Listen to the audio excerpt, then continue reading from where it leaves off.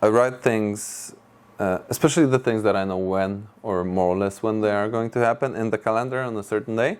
But also, I would make 3 lists of the things that need to be done immediately, and what I found out is super important, that the list of the things to do immediately cannot have more than 3 items. Because I would put 10 or 15 items on the do it now list, and it doesn't work.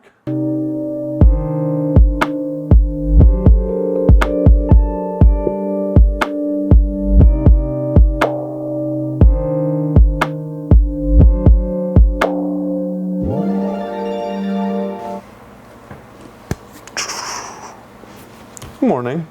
Good morning. Hello, good morning. This is Razzle. And this is Richie. And we enjoy deep conversations. We just like talking. The topic we're going to talk about is, structure and planning. And yeah. Obviously, structure helps everyone. If you get a little bit of planning, then you can at least know and see what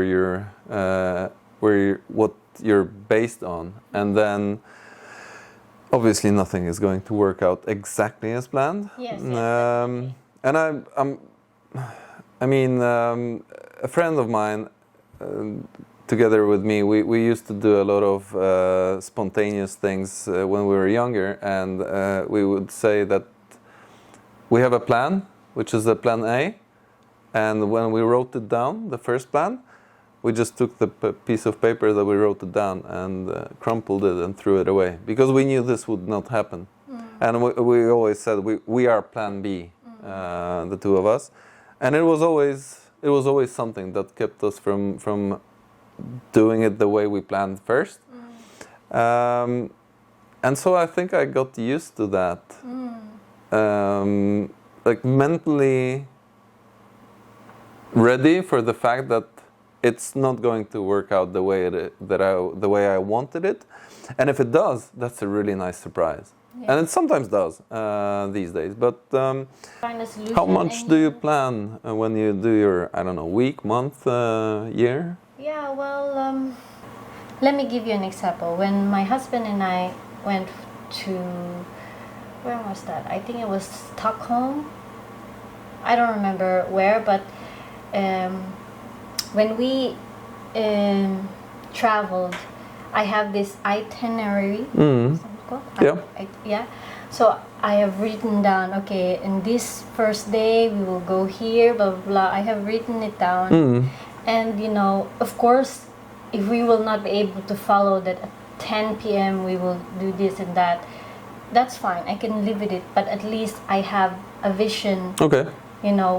What to do, where to go. It's not like, okay, where should we go today? Where should we eat? I think I know why I need time, because I actually am really bad in decision making. All right.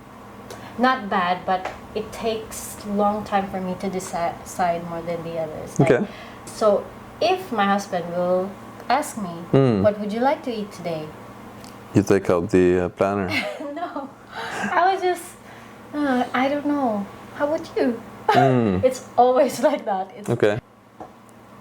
Even though I'm good at spontaneous things, and even though I know that I will react in a certain way to any changes and unforeseen events, and I don't mind if it happens. It just happens all the time. I like to have a plan. I like to have an idea of what's going to happen or what might happen. However, I think that if you like, it looks a little bit as if you hang on too much to stick to that, or try to stick to that too much, and then whenever it doesn't happen even not the exact way, but almost the right way, that kicks you off balance. That being said, if it's a big thing for me that I have planned and that I haven't done or didn't happen for a reason, something that is really important. I mean, I don't mean everyday little things, but something that is really important, I can be really kicked off balance, and it takes me a couple of days or maybe even 3-4 days to get back on track, which is really annoying because now I know I've known that for at least a couple of years now, and I still haven't found a way to just move on, ignore fast. So that is a big problem when it comes to structuring myself around, let's say, failure. Not always because of what I did or what I didn't do, but just because it didn't work out. And then I overthink that instead of just... I actually know I should ignore the fact that it didn't work out, just like with the minor things, but I don't. This is a part where I could always trying to transfer the way that I'm dealing with small things, and instead just forget it. It didn't work. Let's try something else. But okay, how do you do your planning, and what do you what is the main thing that you structure your planning around? Let's start with the small ones. Like, for example, inviting people over in my home, like for lunch, right? That's small. That's small. So my thinking of planning a structure is that when they're in my place, the food should already be ready. All right. So it's like that. So it's maybe 2 hours before I will already make food. So if I'm still making food and then my visitors is already home, I get really pressured. Like, I need to, they can't really talk to me like, hey, how are you? Because I'm so busy in the kitchen, like, and it's okay, just relax, and I'm not relaxed because like, no, it should be done, and that's me. So that's why it's important that I'm able to do it before it, so I feel relaxed when it's done. So, how much of it do you write down of your planning? I don't remember. Yes, now I don't have much time to write because this is why I want to talk about structure. These days I don't have that structure anymore. All right. I was just like, I wake up at 4:30 because it's like your body is used to it. But the truth is, before I have at least 15 minutes to write journal before going to bed. But now I just don't do that because, I don't know, I'm not that structured these days. Okay. That's why I'm all over the place. I mean, because I always felt, and I tried to convince a lot of people that this is the way to go, to just make lists. And what I do is I have a calendar that I sometimes use and sometimes just keep in my shelf. And I write things, especially the things that I know when, or more or less when they are going to happen, in the calendar on a certain day. But also I would make 3 lists of the things that need to be done immediately. And what I found out is super important, that the list of the things to do immediately cannot have more than 3 items. Because I would put 10 or 15 items on the do it now list, and it doesn't work because it's too much and I didn't even know where to start. So I figured out, let's have 3 things, and that works because I can just check off these right away.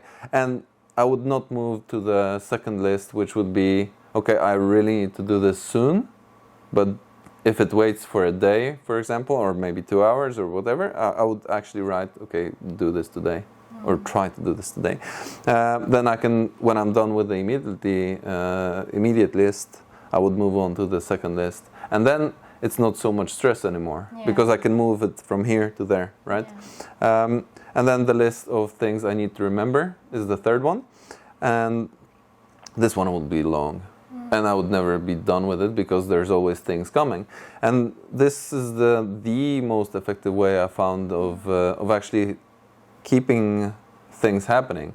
And for the past few weeks I haven't been doing that, and I see that the way I haven't been that effective with my own personal things because I haven't followed those lists. Yeah. I just keep it in my mind, yeah. in the back of my head, but it just doesn't work. Like, Yeah. okay, yes, I need to do that, Yeah. and that's what I tell myself every day. Yeah. I don't check it off, Yeah. and it doesn't work. So that's why I asked about writing down. I think because it doesn't take that much time, Yeah, but it really bugs you if you have that in front of your face, and especially if you write down, do this immediately, do this right away, and this can wait, and this can wait even longer. Or if you know that, okay, next month you can even have a fourth one, next month or next year or whatever. But at least have some sort of a plan that will keep you moving forward, right? Yeah, so I'm actually thankful that we're talking about this, because maybe this is the nudge that I needed to go back into structure with my personal life, because I have this pad where I write down now my weekly plan. I did it maybe a month ago, where, for example, this week post a video here, or practice calligraphy 4 to 5 times a day. I don't have like only 3 lists. I have maybe more than 5, because I will write out even the smallest one. Like, for example, write a journal, or make meal prep for the next week. This kind of thing. So I write that down, and then it's really important to. Ideally, it's really important to do the checklist. You really need to strike it off. Strike it off like you did it, because your brain will just accept it like. Absolutely, like I agree. I did it, and you feel good. It gives you this chemical in your body that. It's done. Job well done. It's done. Yeah. Absolutely. Yeah, I think that's really good. Yes, and I told you that I'm not motivated to do Christmas cards because of what's happening these days, or this year actually. I just don't have this creativity in me to make something, but maybe if I will write it down, maybe my brain will just put it on the second list, because it's not a thing that you have to do it immediately. But ideally, it's really the very first list is the most important one, of course. Yeah.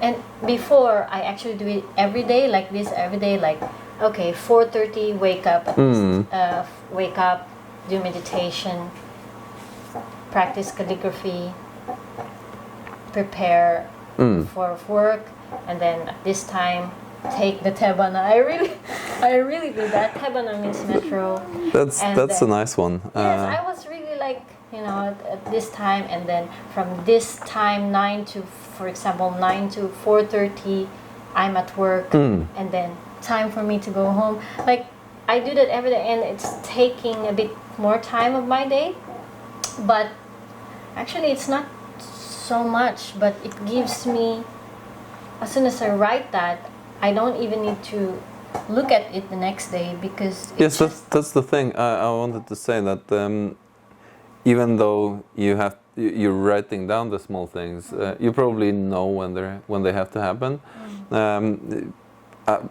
I suppose that you have a daily routine or morning routine, and you know exactly the timing for when you have to go out to catch the train, and when you have to go out, or when you have to stop preparing food and go to the bathroom and prepare to get out. Otherwise, you just won't make it. And I think that's really important. If I have that, the little things I keep in my mind, and I'm really aware of the timing to the minute. So the minute I see that I'm late with preparing food, I know that okay, now I have to stop, and I have to just move on to the next thing. So I don't write that down, but I'm very aware of that.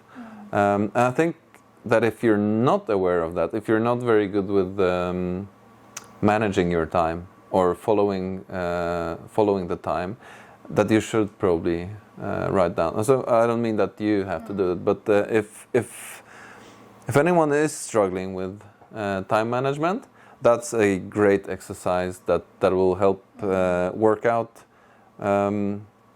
your routines minute by minute, or every 10 minutes, every 15 minutes. But I realize, the most important thing is actually this weekly plan. Because nowadays I don't give it so much importance. I really need to write down that at this time, it's our dinner time or whatever like that. But most important thing is those major ones that I want to accomplish in the whole week. Absolutely. Yes, and that's what I realized. So maybe that's why I stopped doing the daily one and just write down my weekly major goals. And a tip is that they said when you write out, because usually it's like make the dishes, or make a video, post a video. Instead of writing future tense, you should write it past tense, like video posted. Oh, really? Yes, I haven't heard that. Because when you do it like it's done, okay, it's like you're already accepting that it happened. That, it's like, I don't know, there's just something psychologically. Yeah, I understand that. Yeah. I haven't heard that tip, but it makes some sense. Yeah. Yeah. Like that's what I do now. Like edited the video during the week. Right. So it's like it just felt like I'm there. It's different with affirmation, because affirmation you need to write it down present tense. But with the list, it should be it's preferable to past tense. I mean, tell me about it. Try it yourself and see how it goes. I've never done that, but yeah, why not? It's like make dinner. No, it's not so important. It seems like, it's okay. I'm just used to that. I'm just used to that way of writing down things, and it's the way I feel about it is it's when I come to a task that I wrote for, let's say it's written down for Friday, and then Friday comes and I see it. I look at the calendar. It's the Richie that was motivated on Sunday to write it down gives me an order to do it. And the Richie from Sunday will beat me up if I don't do it today. So this kind of winds me up for doing it. And so I think of myself from that day that I wrote it down as a different person from the person who has to do it. He will kick me in the backside if I don't do this. So this kind of works that way. Yeah. So the last thing I would like to add here is for anyone who's skeptical about making lists or to-do lists or keeping a calendar, is the moment you write it down. It's always worked for me that way. The moment you write it down, you don't have to keep it in your mind anymore. Your mind is less busy with things that you need to remember because it's out. It's out of the system. So this makes also a perfect tool. It's a perfect tool to manage how much you really have to remember and focus on at the very moment. So if I have a plan for a week or 2 weeks, I would usually keep 2 to 4 weeks in my calendar filled in. I know that there's something coming in 3 weeks or 2 weeks, but I don't think about it that much. And if it really needs my attention sooner than in 2 weeks, let's say something is going to be paint. I have to paint something in 2 weeks, but I need to prepare for it a week before. I will write it down as 2 separate tasks. One, which is the one that I need to have done in 2 weeks, and then I would write a week before in the calendar. I would say, remember to prepare for the next week. Yeah. So that's the small things that I get out of my brain, and I won't forget them, but at least I don't have to think about them. So that's I think for anyone who's struggling with the structure, that's an extremely useful tool, I would say, if you just learn how to use it and practice it a little bit. Yeah. All right. That's a good one. Long-term planning. I know you want to talk about that. Yeah. So yes, of course, with structure, it makes your life, I guess, meaningful, or it makes your life. Maybe meaningful is the right word.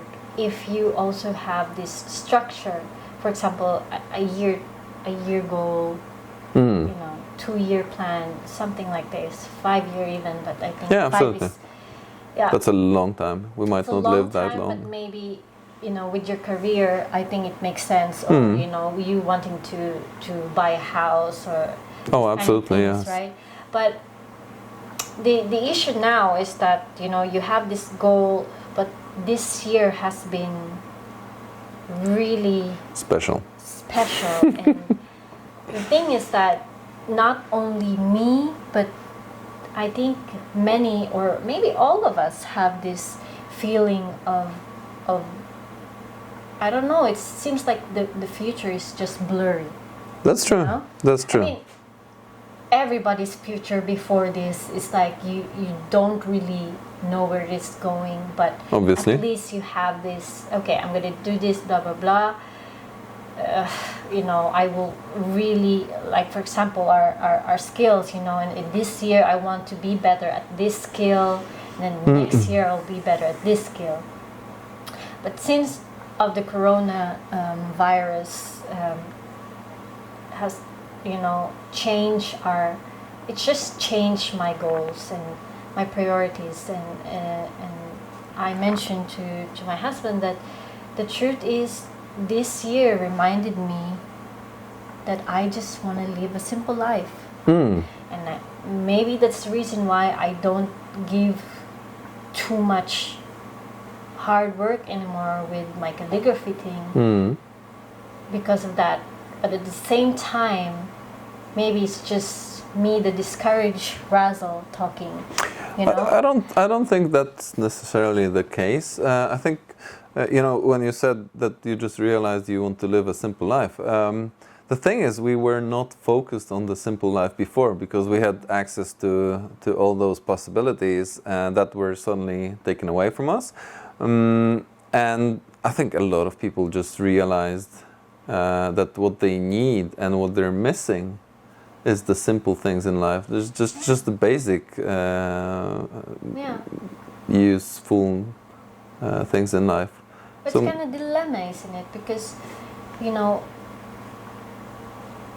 at least in our age, maybe around 20 to, I don't know, 40, this is the time that you want to hustle.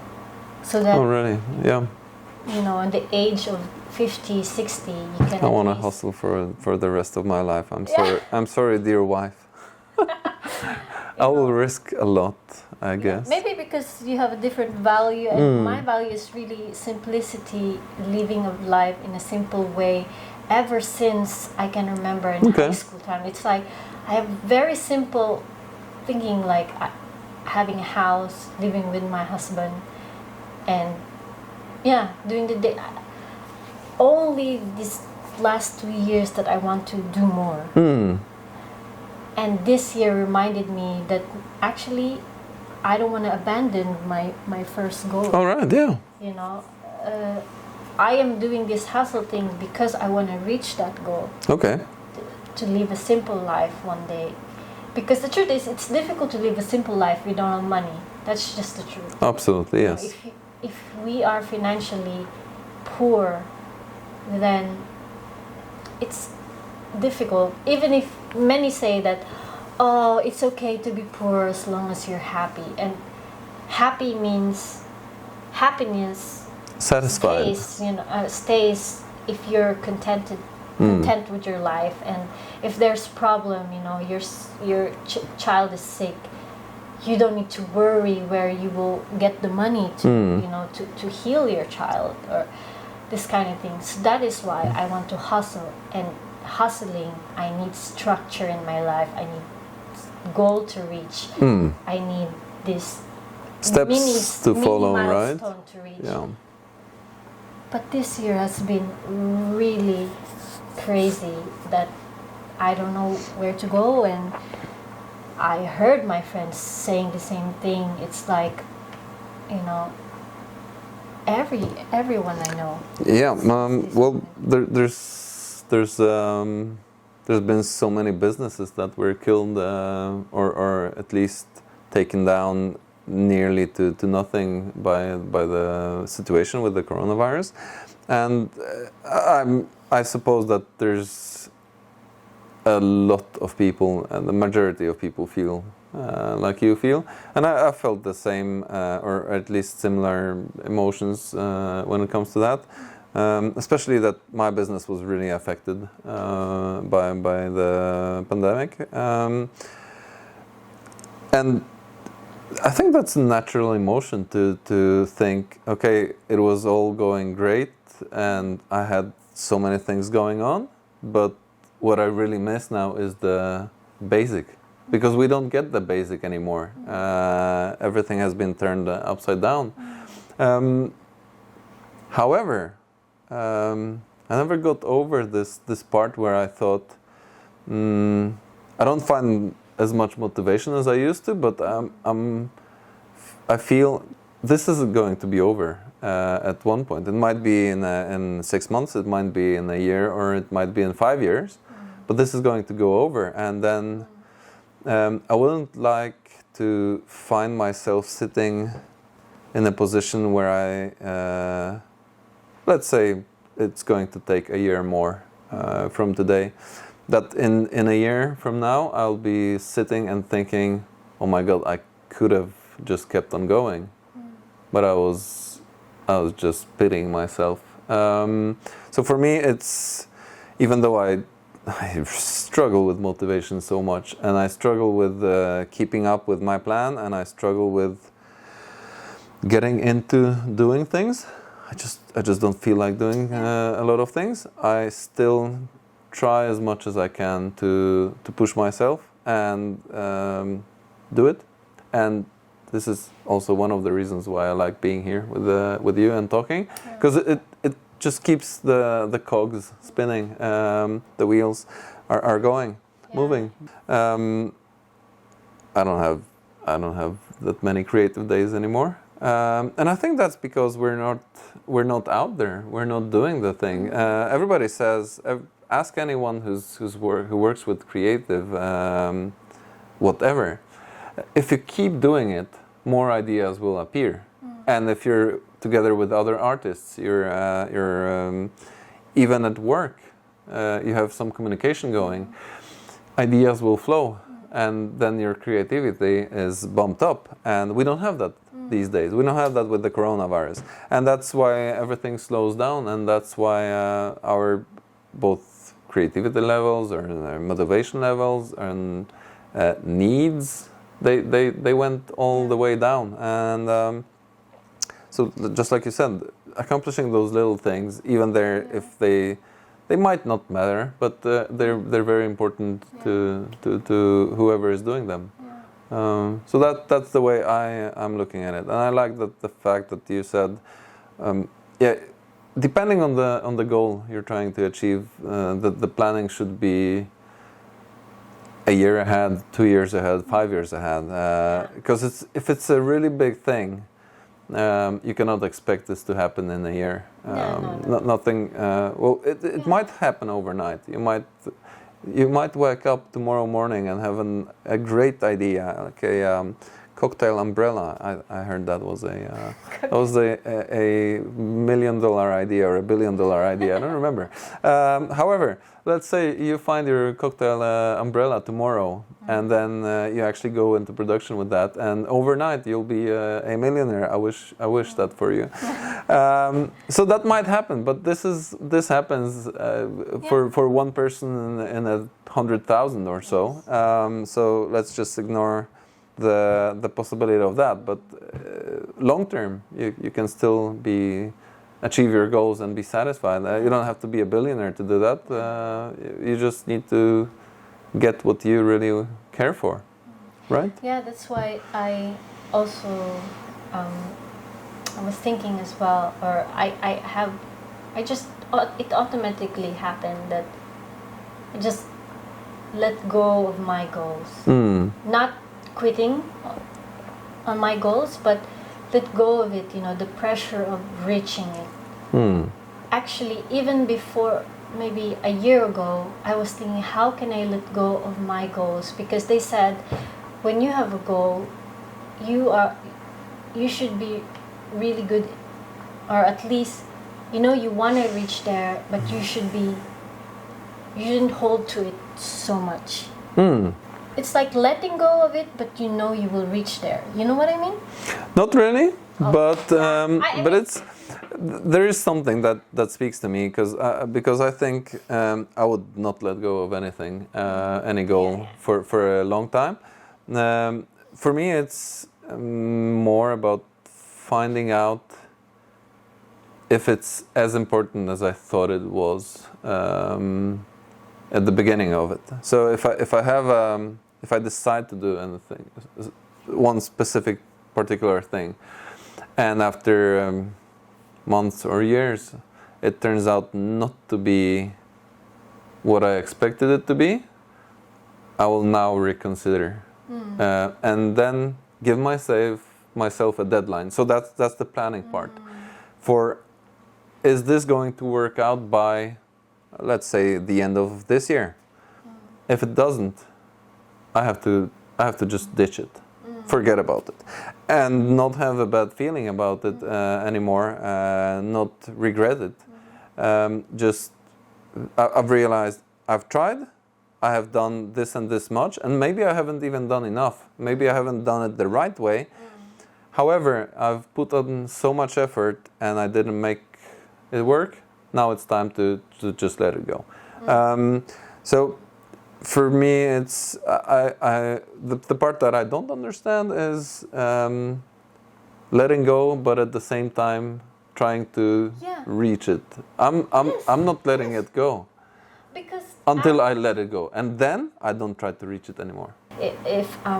If I wasn't able to do what I wanted to do, this list, I have this 2020 list, and many of them I haven't done, and I let go of it like, oh, it's fine. It's like what you said, that I'm fine with it. The only difference here, I guess, is for me it's either or. It either has to happen or I have to quit. Yeah. I will not struggle for something that I think it might work. If it might work, I'm quitting. If I know there's a very low chance of it happening, but I can get there by just pushing, I will go for it if I want to, if I decide that. But there's no in between. If I think, if I don't have the vision of this happening in my mind, I don't feel it's worth trying. But I understand now what you mean by what you said. That's good, because I don't understand that as well a year ago. Oh, right, yeah. Because I love watching podcasts, right? Tom Billion. The best person in the world, I guess. One of his what do you call that? Guests? One of his guests. He was the one who said that, have this goal, but don't hold on to it too much. Okay. That you miss a lot of things. There was also one guy who said that he hates goals because, you just focus so much on the goal. It's like, you know, you're this horse, Yeah. seeing the Yeah. the goal. Then you miss a lot of this side, and But I think and have that in life. I don't think that's necessarily the truth. If you train yourself, I'm the other way around. I'm the horse that has a goal, but then it's interested in the apple tree on the right side, and then it's interested in the lovely fresh grass on the left side, and will actually stop to get that. But then I will remember, oh my God, yes, that's where I was going. And I think that's what's also slowing me down so many times. Yeah, but that's not so focused on the goal, because if you're focused on the goal, then you don't see this apple in grass, right? But then you're people very like that. yeah. Oh yes, I know. But they're That's not very you. egoistical. Yeah, that's not me. Yes. I know that. I know that. I would rather spend time with my family than working on my goals. Absolutely. so- However, I still feel, even when I play with my kid, even when I have fun or watch a TV series with my wife, I still always, when I'm done with that, I remember, okay, I have to do this one thing that I have planned for doing, and I have to get there this or this way, and I start planning again. So I can, and I think that's why I'm not very efficient at getting in my goals quickly. Or I know this is the reason. Because I could probably, if I was more focused or thinking selfishly, I have to do this. So I don't have time for playing. I don't have time for building Legos with my son. I don't have time for anything else. But that would, everyone else around me would suffer because of me just wanting to do this one thing. So I don't want that in my life. You have that. Okay, so we were I just think- talking about the same thing in Yes, completely so I different think manners. You can let go of it right now. It's not again, In the it's not moment. quitting, Yeah. because there are people, you know, they only save 3 hours. You Yeah. have that in your Oh, life. yeah. 3 hours so they will be able to reach their goals. A friend called, come on, let's hang out. No, I can't because I need to do this. Yeah, that This is used what to I be mean me. about just, and I had that the first year because I was really like, oh, now I know what I want in life. I want to reach. And I heard a lot about, you know, I listened so much about how to be a good entrepreneur, and you only hear this entrepreneur side. You don't hear the living life side. So when I started listening to monks, this was like, oh, now I have confusion. Will I do the other side of this, and how to make it balance? But the thing, back to Tom Billieux, why I think he's an absolutely genius person about life is that the number one thing he said for me is, you have to know yourself and find out what your most important goal is, or not even goal, but what the most important thing is. And for him, it's the relationship, and for me, it's the same. It's my family. I'm not going to be poor. I'll just find a job like I have a job now, a day job, and not focus on my business, my personal business, 100%. However, it will always be family. So I might not have the things that I always thought I would have, as long as my family is happy and I have time to spend with them. So business is definitely not the first on my list. So yeah, that's I'm guessing, yeah, we were talking about the same thing in completely different words. Yeah, and I think you're already there, but me, only this year that opened myself up to letting go of it as of now, in the moment, and yeah, but I'm not quitting. I'm still, you know. That's very good. Yeah. Okay, so your challenge for this period is to get back to your lists and to your planning and the calendar. And I actually have to do that as well. I have to take the calendar off the shelf because it hasn't been used for a couple of weeks now. So let's But do talking that. about the challenge, what was your challenge last time again? I did not do any of it, so maybe let's not talk about. No, my challenge was to use 15 minutes, 10 or 15 minutes every day to focus on Nothing. on nothing and just think about Breathing. your breathing. No, there was not even that breathing, because breathing I do a lot, but it was focusing about not thinking about anything else than where I am and what's happening in the moment. And I did not do one day of that. I'm sorry to say. No, it's okay. Again, structure and planning is very important in our lives, and I know it's not easy right now, or it's a bit Chaotic. Yeah, it is very chaotic. And it's like, what's the use of having goals if we're unsure of over the future? But just do it and focus on the little ones right now. Let go of those big ones from the time being up until this is done, or even simpler, just focus on or figure out what your thing is, and Yes. and Yeah, one step at a time. Yeah, just focus on what you can handle. Mm. And one thing that I really want to say is it's okay to be not okay, and again, everyone is feeling what we are feeling right now.